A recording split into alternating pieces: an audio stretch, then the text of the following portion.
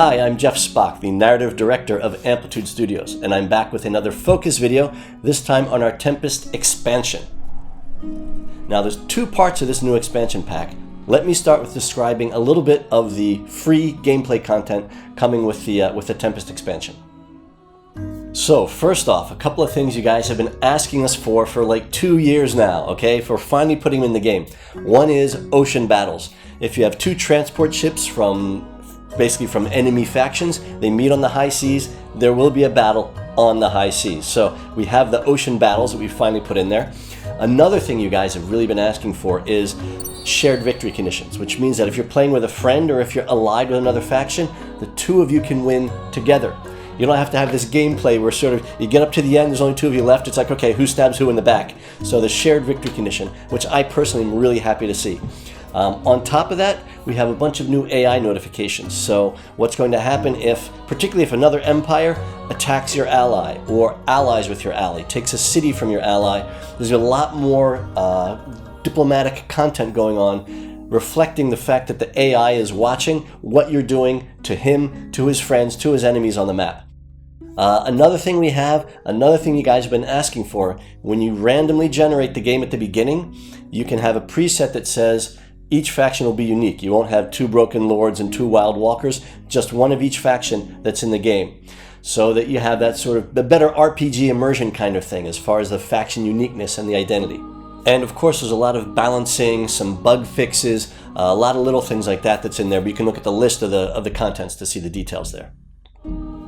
Okay, now the fun part. There's a new faction, first of all, the Morgar, who are these essentially evil people who are rising up from the seas, trying to conquer the lands, trying to control and expand. Now, as part of that gameplay, the oceans are becoming as important to the game as the land, as the terrain. The oceans now have fortresses, and these fortresses are controlled by a new minor faction called the Fomorians. The fortresses are control points in oceanic regions. And if you can control all the fortresses, then you control that region. You get resource bonuses and lots of bonuses, of course. There's going to be trade happening. There's going to be ships. We have a lot of new ship types.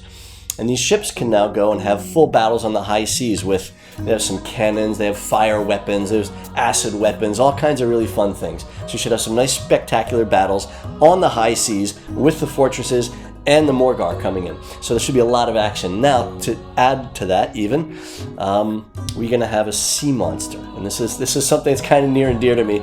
There's a head and a bunch of limbs that are every once in a while going to pop up somewhere on the map. And it's going to be very difficult to defeat. You have to have a really good fleet, maybe a couple of really good fleets, maybe a few allies getting together. It's a really difficult fight. If you leave even one of the limbs alive, it'll disappear and pop again somewhere else later.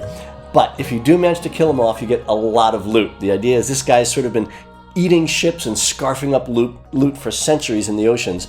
And if you can take him down, it's all yours.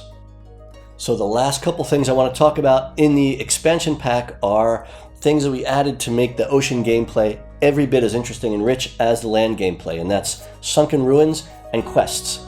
So like there are ruins and villages on land, you go there, you explore it, you find something or a quest pops, we have that thing in the ocean as well, the same kind of gameplay. There's over 50 new quests that we did for the expansion pack, and ruins everywhere, and the ruins can give you loot, can give you quests, just like playing on the land. So we think it's going to make a really, really interesting sort of complete map and complete gameplay experience for the entire planet of Auriga, at least until she dies.